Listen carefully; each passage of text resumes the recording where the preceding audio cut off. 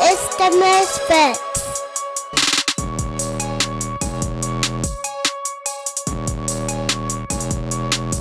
Hi, my name is Vickie Byler. I grew up in a Christian home. I came to know the Lord at a very young age through a program in our church. A dear woman named Dottie led me to the Lord, and as I grew up in that church, was very active in the youth group and the church activities. I knew at a young age that I really loved sport and wanted to use sport as my vocation. I graduated from high school and went to the King's College, which is a Christian liberal arts college, to study health and physical education. When I graduated, the only career field at that point was to be a health and physical education teacher, which I did and coached for many years at Christian high school. My first teaching job out of college was actually on the beach in New Jersey, and just really loved to connect my heart and passion for sport with teaching in a Christian environment. After about 8 or 9 years of being in the elementary to high school level, I wanted to reach to be a college level coach and athletic director. And so I switched careers at that point, began teaching sport ministry at Washington Bible College, which then merged with Lancaster Bible College. So throughout my career, I've been in ministry my whole career path. I was a professor at Lancaster Bible College and chaired the health and physical education department, which housed our sport management program, our healthcare management program, and our health and physical education program. A couple of years ago, that opportunity to be the chair was they did some restructuring in our department, and so I lost my position there. And at that point, it was pretty devastating in my life because I felt like I had been in the career that I felt the Lord had led me to. But as we know, God's plans are different, and that opportunity left me a chance to become a part of 2 sport ministry organizations. One is CSRM, and so now I serve as the acting executive director there. And if you asked me 3 years ago if I felt like the Lord had those opportunities, I wouldn't have seen that. But losing that teaching position led to other opportunities, which I'm really grateful for. I love CSRM. I love working with people all over the world who have a heart and passion for sport, and connecting people, not just to teach them more about the sport, but actually to teach them how to use that sport in a ministry aspect to bring people to Christ.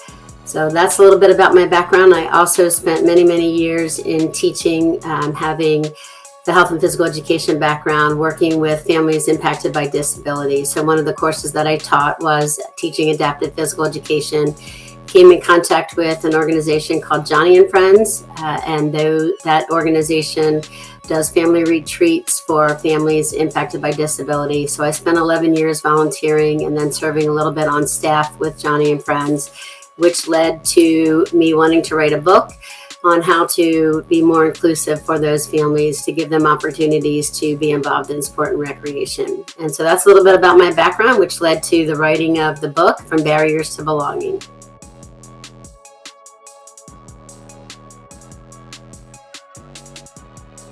Hey everybody, welcome back. We are back, and today we have a very special guest. Excited to have on. I've been working on getting her on for a while. Dr. Linville has been trying to pester her on for a while, and she finally now can't say no. So today we are finally getting to Dr. Vickie Byler joining us on Misfits, and we are going to be talking about her new book, From Barriers to Belonging. And we're also going to be talking about a couple of other things related to the title of her book and her story that you just heard as well. So we're going to jump right in. Dr. Byler, welcome to Misfits. Thank you. It's great to be here.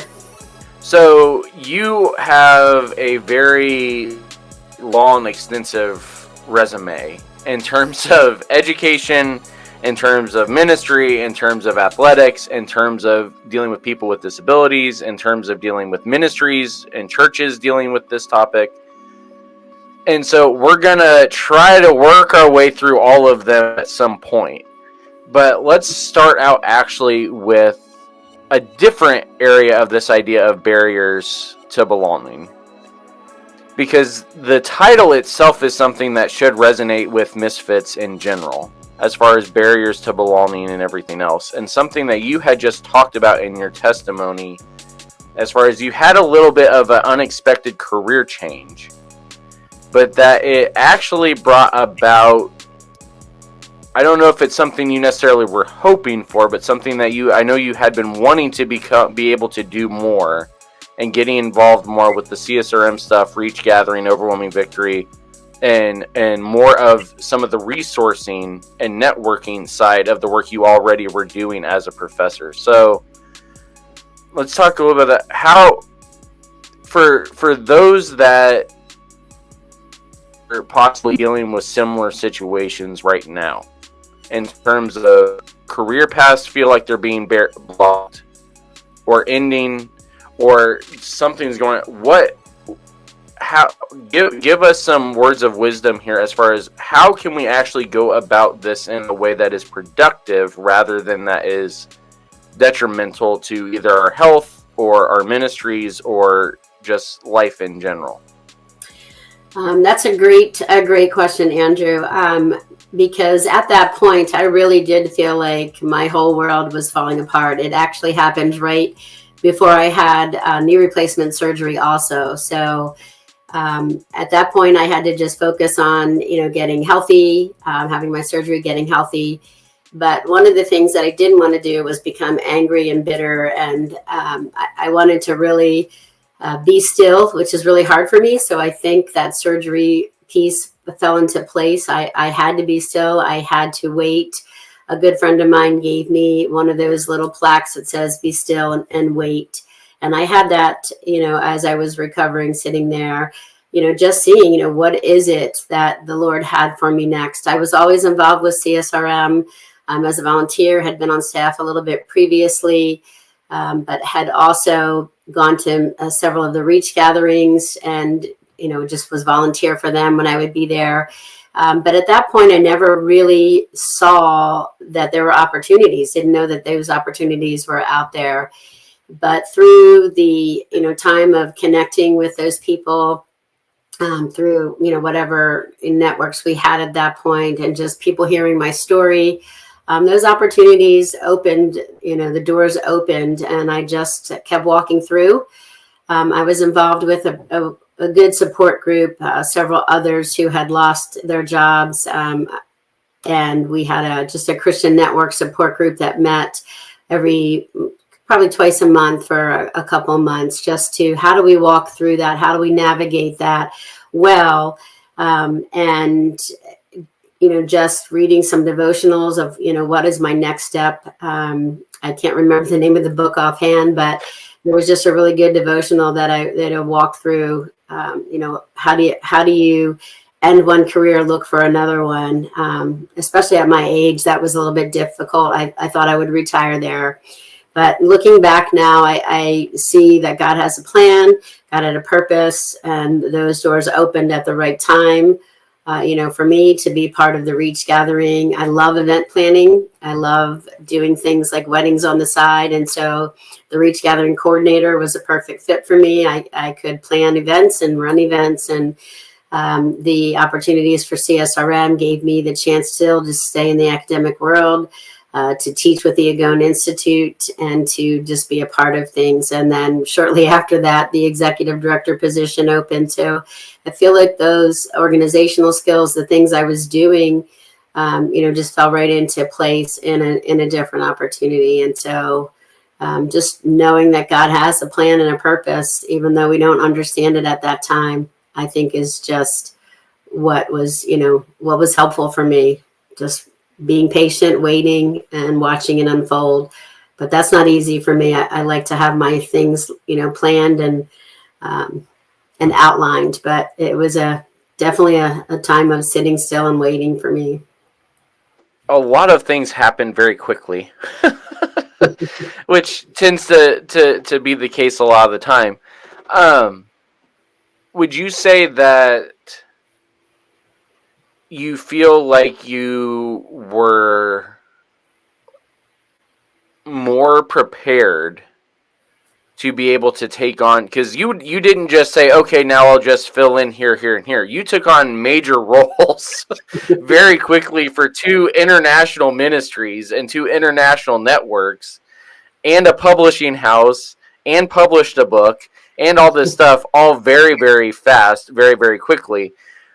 Do you think that you were uniquely spiritually positioned in a way to be able to manage all of that because of the fact that you had been kind of forced into a relearning of patience and spiritual patience and things like that? Or do you think that this was just, or is this something that always just has been, been Vickie, as far as I can just jump right in and take it on right off the bat? I think it's a little of both. I think I definitely needed time to rest and recover. I needed time to heal. That was a real, just a real low time in my life, because I felt like that was my identity.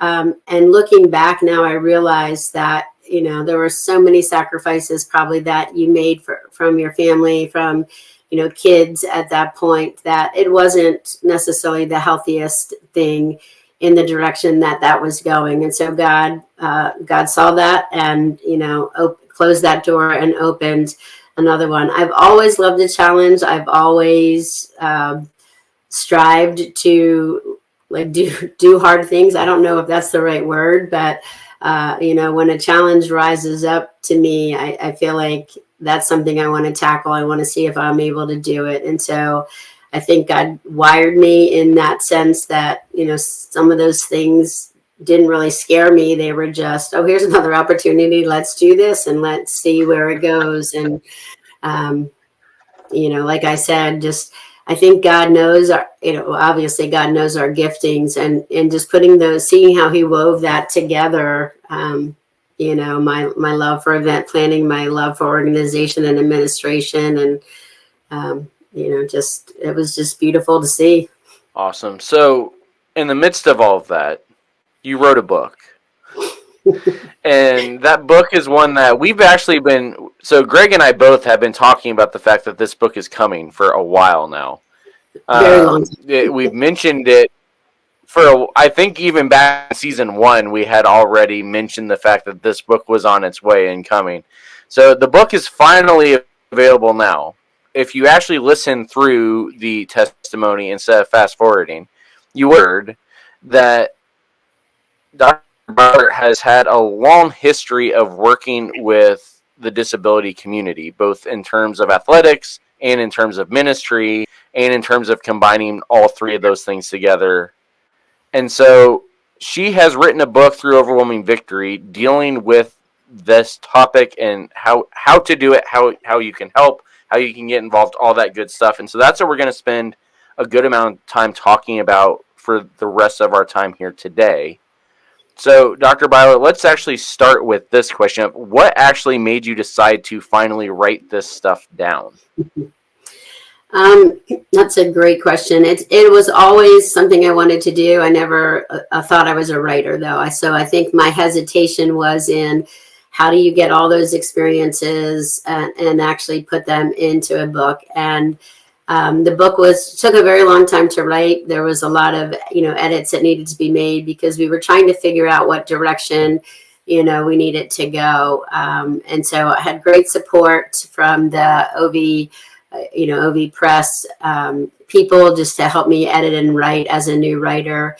But the experiences were there, and that part wasn't hard because as I just reflected over my years of working with the disability community, just so many stories being involved with Johnny and Friends that just came to life in the book, and just being able to see over the years, those families and how they've been impacted, and yet at times, some not being able to participate because they didn't have the opportunity.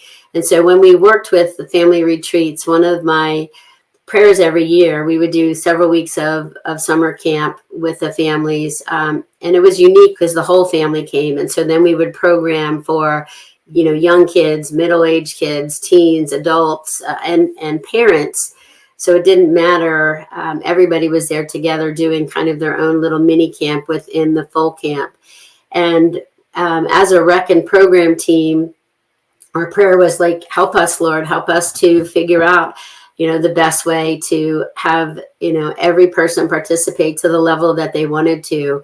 And so give me creativity, give us wisdom in how to, find that line of having them participate safely, obviously, but also, finding those activities that, the people wanted to participate in. And so it was fun to watch, that creativity come. We would pack up from the college just all the equipment that I could think of that we might be able to use, and we would drive it up to the camp, and then just had a great team that we, had that creativity, to find the ways. Working with parents, we found, was probably one of the best ways, because they knew their family member best, and they could, help us figure out, what they like to do, how they wanted to participate, and then how we could do it safely.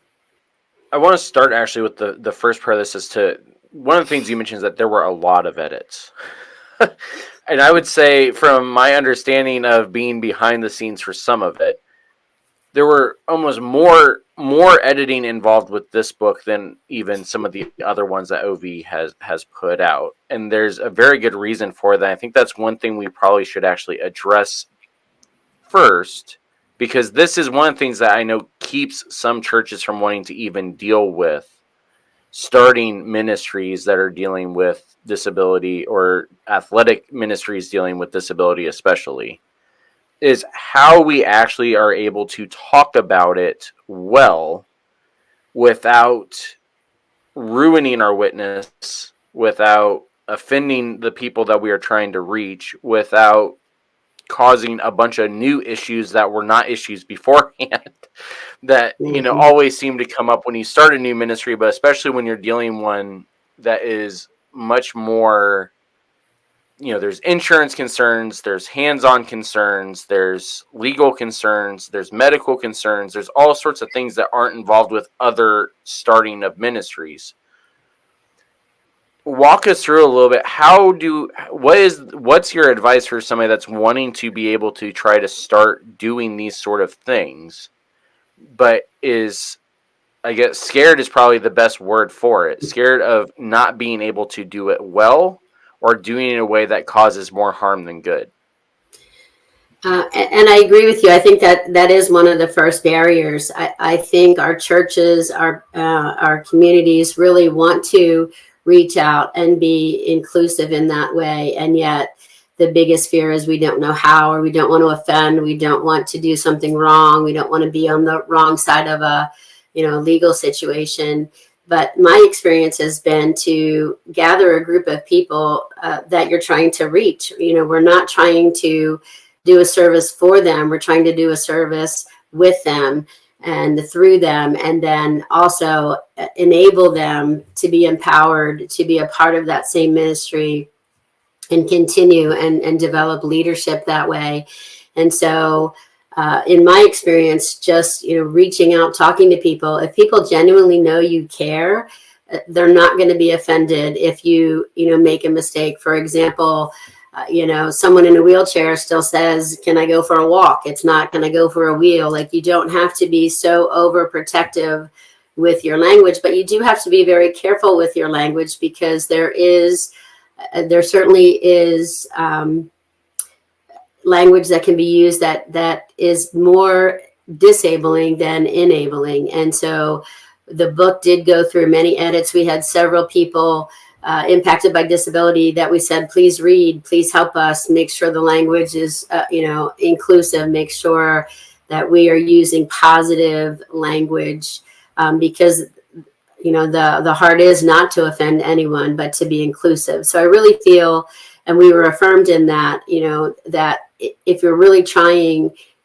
to break down barriers, people are going to help you do that. And so again, just a lot of support from the disability community, the families that have been impacted that have read it, stories that were given and being, willing to be shared, because they do want to see change and positive, positive programs in our churches.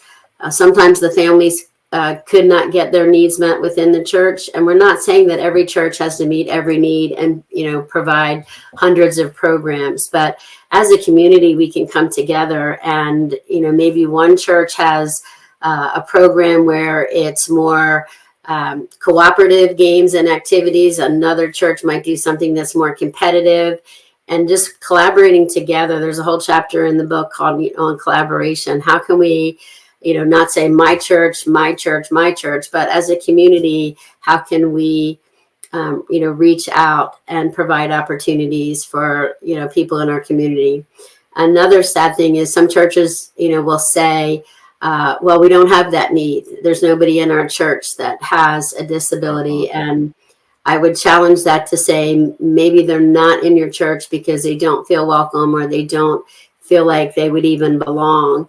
And it's sad. There's statistics that say that one of the hardest places for families to bring their children, especially if they have behavior issues, is inside the church, because they're not welcomed. And so we want to break down all of those barriers, not blaming anybody, not pointing fingers, but sure, there are legal things that need to be considered, and there's training that needs to go on, but including the people that we want to reach is the best way to do that, because they've been through it their whole life, some of them, and they're a great resource.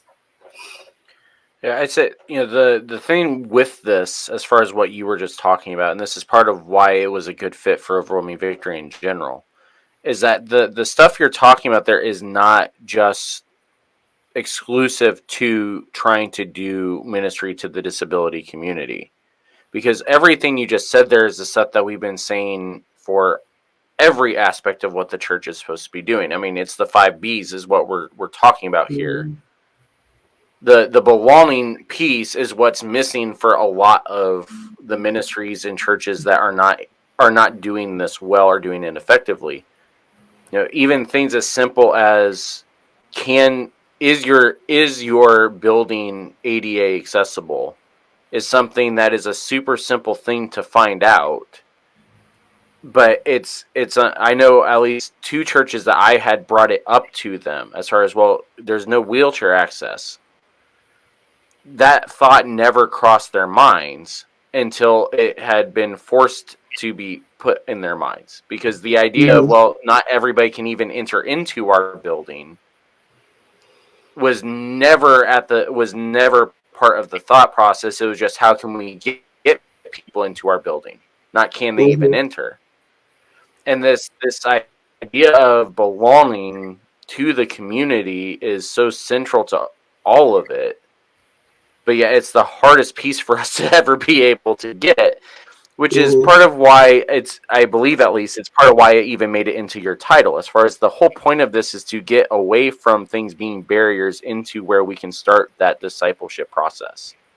Absolutely. Now, the other part of what you had talked about originally that I think we need to get into a little bit, which is a little bit more fun to talk about, is you talked about the fact that one of the things that's needed for churches to be able to do this effectively is a willingness to get creative. What are some of your favorite, because you've got such an extensive history and research into this, give us some examples of some of the more fun, creative ways that you've seen churches be able to implement these sort of ministries into their churches or into their worship services, or just into just day-to-day activities around the building. I think just finding creative people. Like, there's a local church near us, and they have a young adult group that is specifically for people impacted by disability. And so they have activities. They allow the participants to be involved in planning the activities. What activities would they like to do? I think one thing we also have to be careful about is just because we have maybe a ministry group that is for intellectual disabilities, we can't just put them in the kids program and say, well, your intellectual level is this, and so we're going to give you little kid activities. They are adults and they want to participate in adult activities. And so I think that is a huge area where we can be an impact, but allowing them to select the activities. And this one church in particular, does every month they do a different, themed something. And so they have a large following, and that church has a lot of people, families impacted by disability. But the reason is they have intentionally planned and put that into their budgets and into their programs. So I think the churches that do it well see that as vital as any other ministry in the church, and not just an add-on, or if someone comes and they have a disability, we'll give them a buddy. It's more than just that initial step, but you have to start somewhere. And so I think that's another fear that people have is, I can't be church, over here. How do I start that? And just, you start by having a family and talking to that family. What does that family need? How can we help them? And then one family shares their experience, and then there's 2 families, and there's 3 families, and then there's 40 families, because they feel welcome. They feel like they belong, and they feel like the church is, listening to their needs and helping them to meet those. One of the things that comes out of this that is something that, again, doesn't get talked about a lot in this part of the discussion is, how do we actually do the whole, the classroom type setting in these sort of circumstances? Because like you said, unfortunately, what happens in a lot of cases is that if you do have somebody that may have an intellectual disability, they just basically get thrown off into the kids ministries the same way. And we've already had the discussion on here, the same way. We shouldn't even be doing that with the kids ministry in general, because it's a throwaway ministry a lot of the time. The disability ministry is a throwaway ministry a lot of times, so why not combine them together?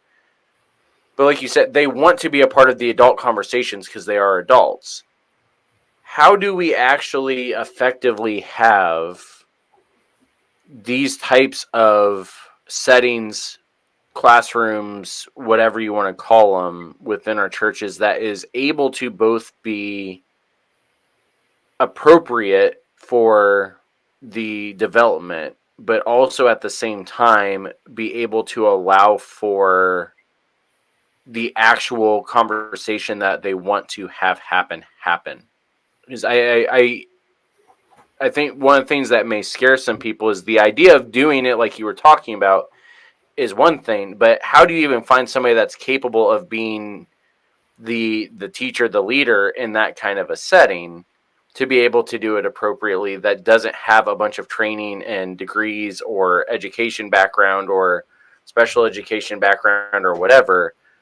How do we do this effectively from a leadership role, not just a logistics on paper?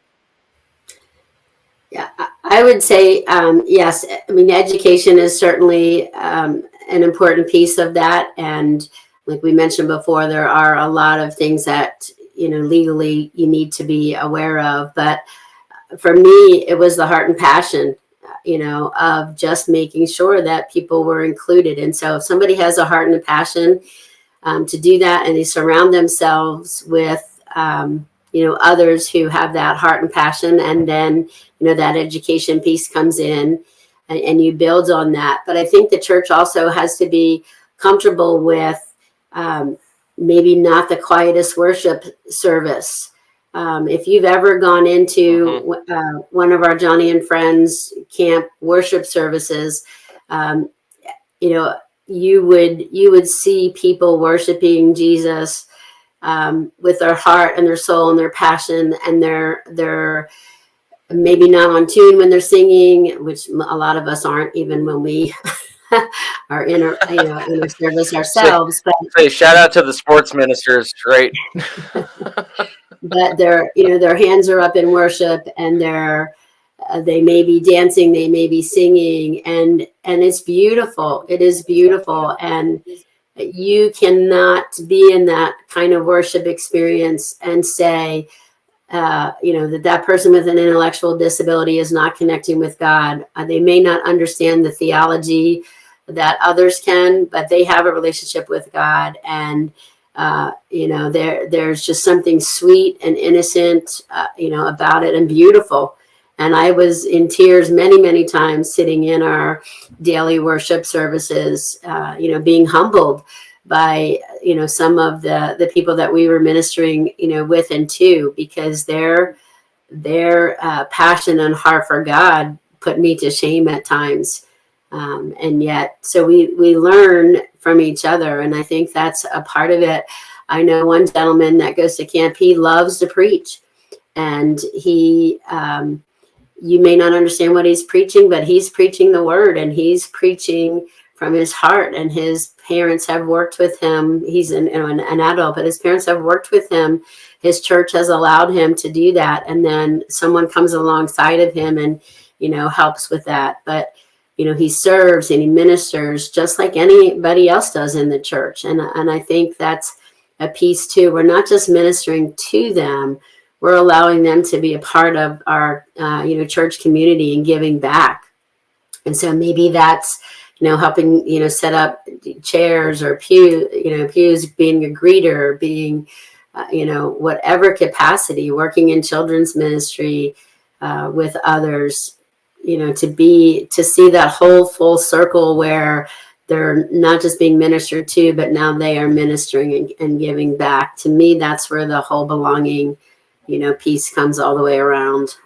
Yeah, I think it again, part of the reason why this discussion doesn't happen, which I think is actually a bigger barrier than even some of the barriers that happen when the discussions start, is that the discussion doesn't happen because of, like we said before, the fear, the anxiety of all of it.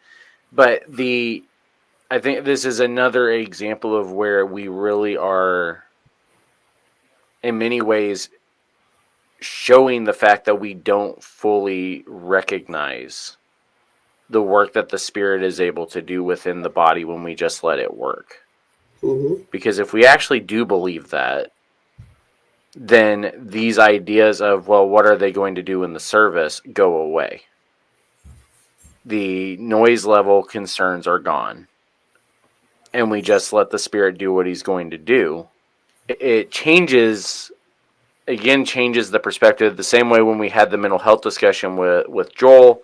We've had it with multiple other guests as well, in terms of that when we actually start talking about worship services.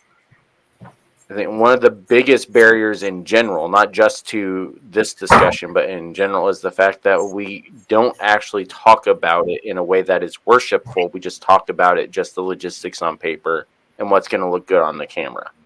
Mm-hmm. So, Dr. Byler, let's go one step further then.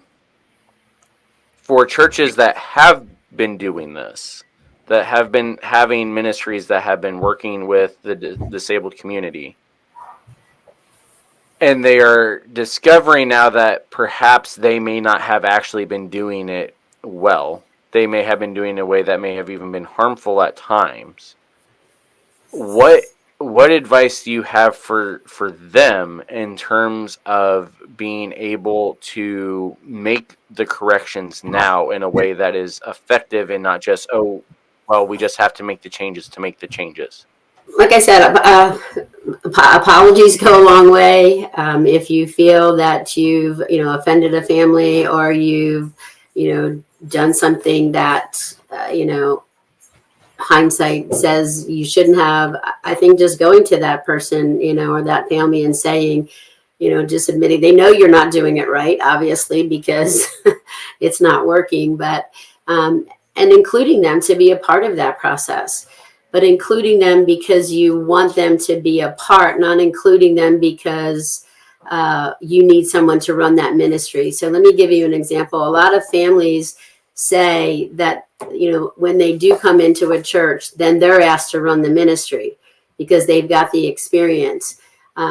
Or they're the ones asked to coach because they're the ones that know how to best manage, that particular child. And so that's not fair to the parent. That parent never gets to be a parent to sit in the stands and observe and to watch their child participate, because they're always having to be, that coach, the leader as well. But those parents, those families are great resources to come alongside and help us learn how to have their child participate.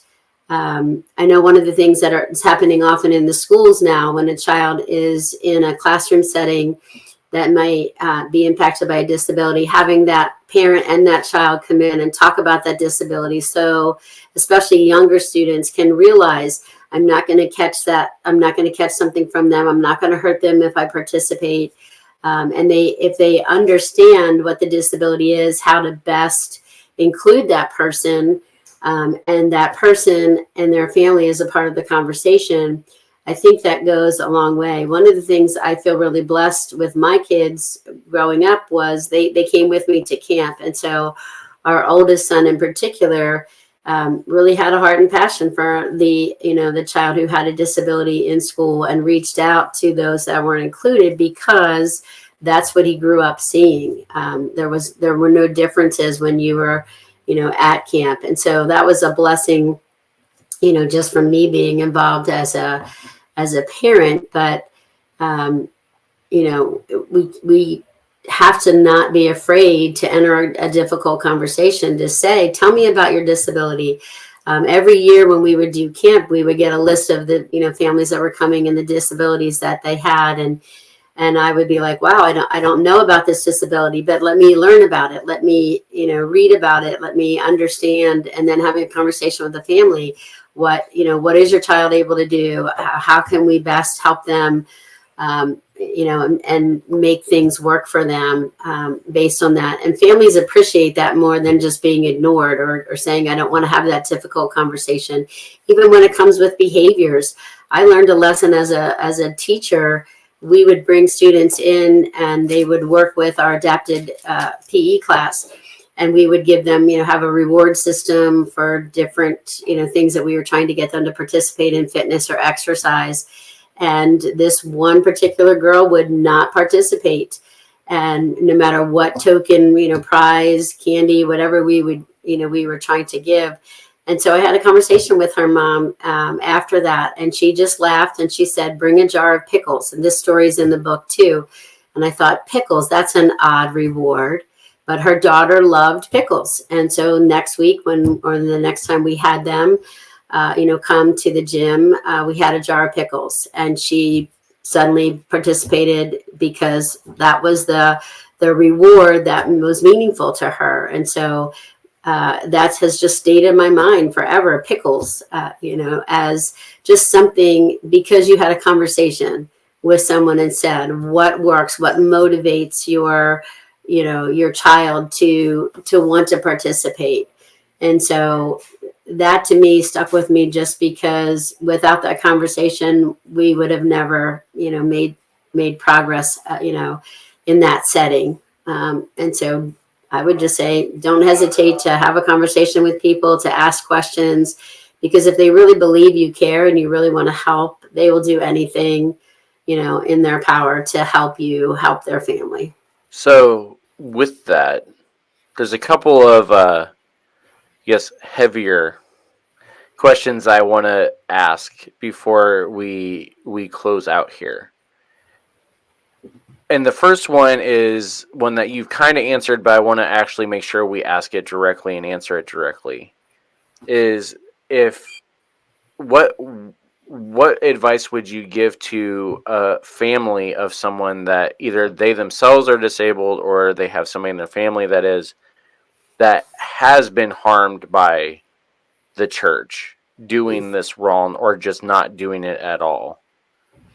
What advice do you give them in terms of how they can move forward, whether back to the church or just healing in general what advice would you give them?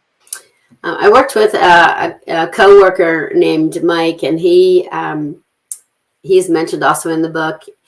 Um, and he is a wheelchair user now, because of a motorcycle accident that he was involved in as a teen.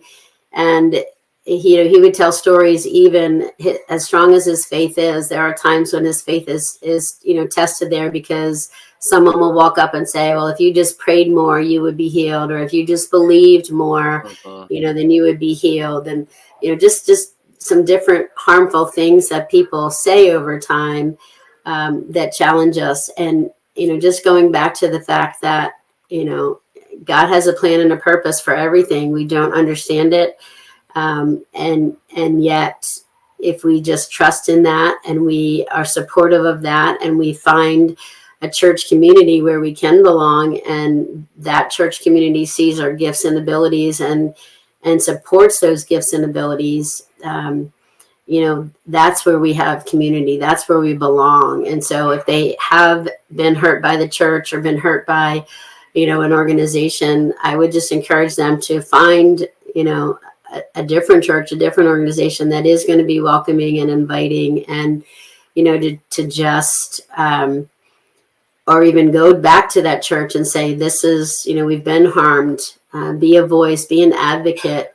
The verse that just talks about being an advocate for those that can't speak for themselves. Like, we need to rise up and be that voice in our churches and in our communities, to make that change. So, do you have any?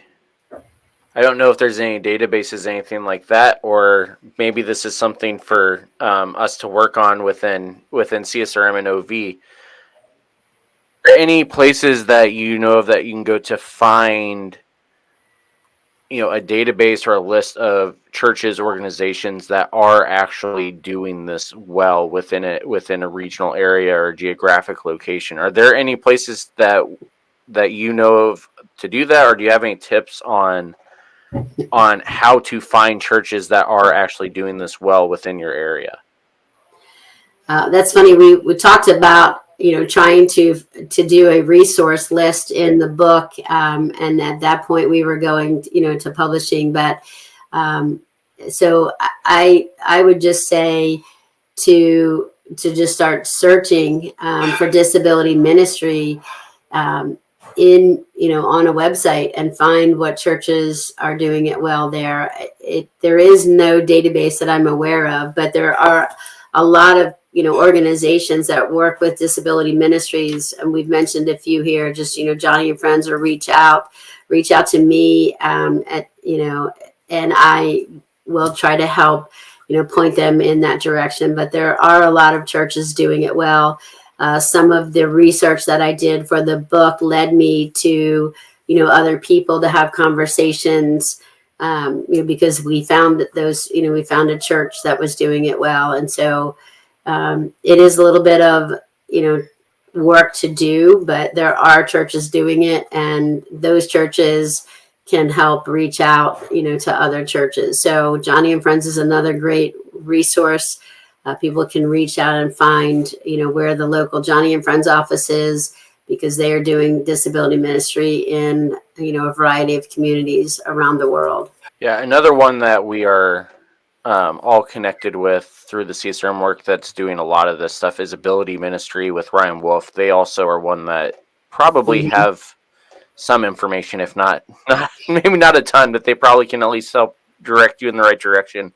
And their information will be up here soon as well. But the last question I've got for you, and this one may be a little bit heavier than even the rest, is one though that I think we need to address before we close out.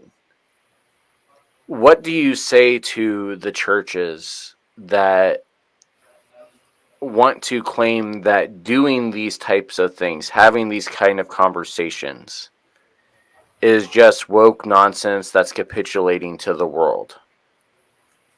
How do we go about addressing these things well, being an advocate, being a voice for the voiceless, when we have theological voices claiming that to do so is denying the faith? One of the hardest chapters that we have in the book was the chapter on theology. I mean, that was written and rewritten because if you do a study on the theology of disability, it opens this door wider than I could ever have imagined. Because from my perspective, it's, the evangelical theological, discussion there. But I had an incredible eye-opening experience just going through those chapters and doing some of the research. So we do have to be careful there, but finding those resources of organizations that are doing disability ministry well and having that sound theology. I mean, we're called to go out into all the world to preach the gospel and to make disciples of Jesus. And the disability community is one of those communities that has been left out of that conversation. And they don't have a seat at the table to even, have that conversation. And so for me, I just feel like that's, a population of people that need to have a voice spoken for them. And we need to be advocates for that. I don't think it's a woke thing. I think it's a population of our communities that's being left out of a lot of things, left out of fitness, recreation, left out of the church, and we are called to go into that community. Yeah. So her book, From Barriers to Belonging, it is finally out. Where can we find it at the moment? Because I know it's newly published. It's not available quite everywhere yet, but where can we find it for the time being?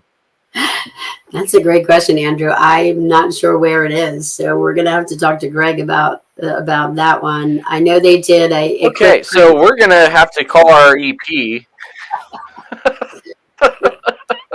So, yeah, once Dr. Linville gives us an answer, we will let you know. There will be a link available in her guest portal on our website. I believe it probably will be available in the CSRM store here soon.